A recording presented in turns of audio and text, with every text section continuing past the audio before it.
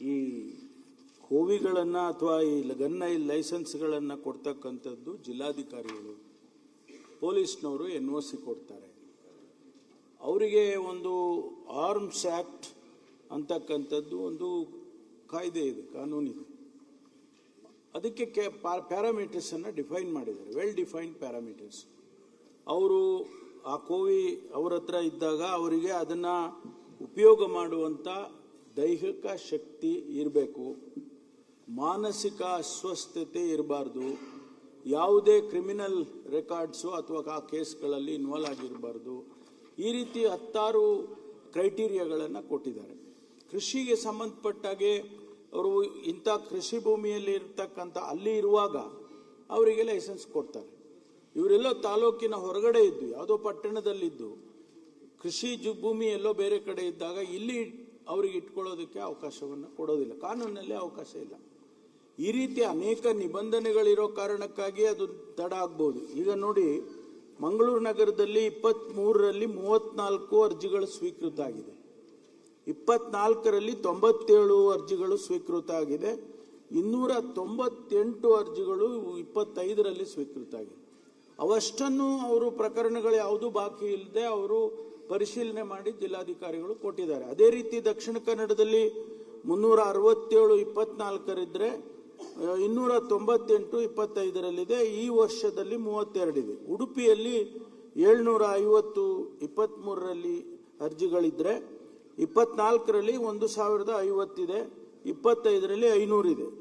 ಯಾರು ಅರ್ಜಿಗಳನ್ನು ಹಾಕ್ತಾರೆ ಅವರನ್ನ ಈ ಕ್ರೈಟೀರಿಯಾದಲ್ಲಿ ಪರಿಶೀಲನೆ ಮಾಡಿ ಜಿಲ್ಲಾಧಿಕಾರಿಗಳು ರಿನ್ಯೂ ಮಾಡಿ ಕೊಡ್ತಾರೆ. ಪೊಲೀಸ್ನವರು ಈ NOCಗಳನ್ನು ಕೊಡೋದು ಅಷ್ಟೇ ಬಿಟ್ಟರೆ ಅವರು ಲೈಸೆನ್ಸನ್ನು ರಿನ್ಯೂ ಮಾಡೋದಿಲ್ಲ, ಮಾಡೋರು ಜಿಲ್ಲಾಧಿಕಾರಿಗಳು. ಆದ್ರಿಂದ ಮಾನ್ಯ ಸದಸ್ಯರಿಗೆ ಹೇಳಕ್ ಬಯಸ್ತೇನೆ, ಜಿಲ್ಲಾಧಿಕಾರಿಗಳ ಕಚೇರಿಯಲ್ಲಿ ಏನಾದರೂ ವಿಳಂಬ ಆಗಿದ್ರೆ ಅದನ್ನು ತಾವು ಜಿಲ್ಲಾಧಿಕಾರಿಗಳಿಗೆ ಪ್ರಶ್ನೆಯನ್ನು ಕೇಳಬಹುದು.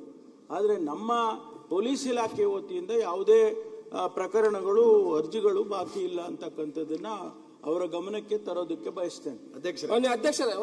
ಅಧ್ಯಕ್ಷರೇ, as per the arm act 1959 ಪ್ರಕಾರ ಒಬ್ಬ 2 ಕೋವಿ ಹೊಂದಲಿಕ್ಕೆ ಅವಕಾಶ ಇದೆ ಸಭಾಧ್ಯಕ್ಷರೇ. ಮೊದಲು 3 ಇತ್ತು, ಈಗ ಕೇಂದ್ರ ಸರ್ಕಾರ 2 ಮಾಡಬೇಕಂತ 2 ಹೊಂದಲಿಕ್ಕೆ ರೆಡಿ. ನಾನು ಮಾನ್ಯ ಗೃಹ ಮಂತ್ರಿ ಅವರು ಹೇಳಿದಾಗೆ ನಾವು ಇಲ್ಲಿಂದ ರೆಕಮೆಂಡೇಶನ್, ನಾನು ಕೇಳ್ತಾ ಇರೋದು ಅವ್ರಿಗೆ ಏನಾದರೂ ಹೊರಗಡೆ ಇದ್ರೆ ಕೊಡಿ ಅಂತ ಹೇಳ್ತಾ ಇಲ್ಲ.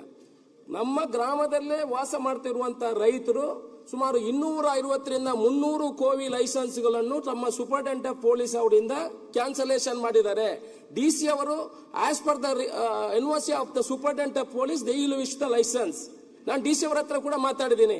ಯಾವತ್ತು ಪೊಲೀಸ್ ಇಲಾಖೆಯಿಂದ ನೆಗೆಟಿವ್ ರಿಪೋರ್ಟ್ ಬರ್ತದೆ, ನಾನು ಬೇಕಾದ್ರೆ 250 ಹೆಸರನ್ನು ಕೊಡ್ತೇನೆ ಮಾನ್ಯ ಗೃಹ ಸಚಿವರಿಗೆ, ಅದನ್ನು ನವೀಕರಣ ಮಾಡ್ಲಿಕ್ಕೆ ಏನು ತೊಂದರೆ. ನಾವೇನು ಏಜ್ ಆದ್ರೆ ಮಗನಿಗೆ ಕೊಡಿ ಮತ್ತೆ ಹೊಸ ಲೈಸೆನ್ಸ್ ಕೊಡಿ ಅಂತ ನಾವು ಕೇಳ್ತಾ ಇಲ್ಲ. ಆರ್ಮ್ಸ್ ಆಕ್ಟ್ ಪ್ರಕಾರ ಏನೇನು ಇದೆ ಅದನ್ನು ಕೊಡುವಂತ ಕೆಲಸವನ್ನು ಮಾಡಿ ಅಂತ ನಾವು ಹತ್ರ ಹೇಳುದು. ದಯಮಾಡಿ ಗೃಹ ಮಂತ್ರಿಗಳು ಸೂಚನೆ ಕೊಡಬೇಕು, ಅದನ್ನು ದಯಮಾಡಿ ನವೀಕರಣ ಮಾಡುವಂತದ್ದು. ಹೊಸ ಲೈಸೆನ್ಸ್ಗೆ ನಾವೇನು ರಿಕ್ವೆಸ್ಟ್ ಇಲ್ಲ, ಅವರಿಗೆ ಎಲಿಜಿಬಿಲಿಟಿ ಇದ್ರೆ ಕೊಡ್ಲಿ. ಇದು ರಿನ್ಯೂವಲ್ ಮಾಡಿದ್ರೆ ಅದನ್ನು ಮಾಡುವುದೇನು ಸಭಾಧ್ಯಕ್ಷರೇ?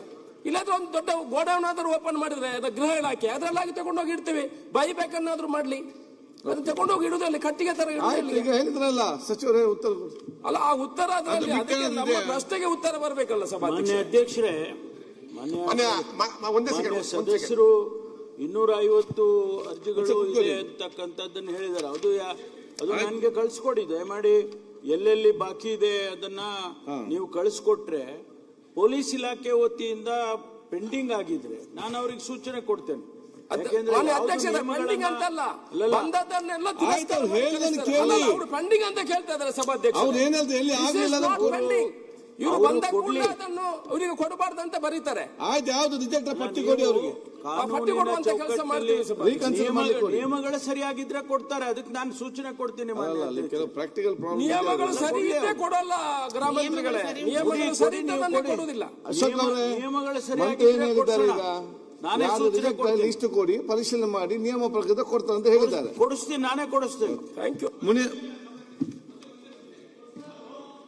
ಅಧ್ಯಕ್ಷೆ, ಆಯ್ತು, ರಿನ್ಯೂವಲ್ ಮಾಡ್ಸಕ್ಕೆ ಸಭಾಧ್ಯಕ್ಷೆ, ಮಾನ್ಯ ಗೃಹ ಮಂತ್ರಿಗಳು ಗನ್ನ ರಿನ್ಯೂವಲ್ ಮಾಡಿಸ್ಬೇಕು ಅಂತ ಹೇಳಿದ್ರೆ ತಾಲೂಕ್ ಹೆಡ್ ಕ್ವಾರ್ಟರ್ ಇಂದ ಜಿಲ್ಲಾ ಅಲ್ಲ, ಒಂದ್ ನಿಮಿಷ, SP ಇದಕ್ಕೆ ಗನ್ನ ತಗೊಂಡು ಹಂಗಲ್ಲ, ರಿನ್ಯೂವಲ್ ಮಾಡ್ಸಕ್ಕೆ ನಾನು ಹೇಳೋದು ತಾಲೂಕ್ ಮಟ್ಟದಲ್ಲಿ ಅವಕಾಶ ಮಾಡಿಕೊಟ್ರೆ ಒಳ್ಳೇದು. ಯಾಕೆಂದ್ರೆ ಆ ಗನ್ನನ್ನ ಹಿಡ್ಕೊಂಡು KSRTC ಬಸ್ಸಲ್ಲಿ ಇದ್ರಲ್ಲೆಲ್ಲ ತಗೊಂಡು ಜಿಲ್ಲಾ ಇದು ಕಚೇರಿಗೆ ತಗೊಂಡೋಗಿ ಅಲ್ಲಿಂದ ರಿನ್ಯೂವಲ್ ಮಾಡಿಸ್ಕೊಂಡ್ ಬರ್ಬೇಕು.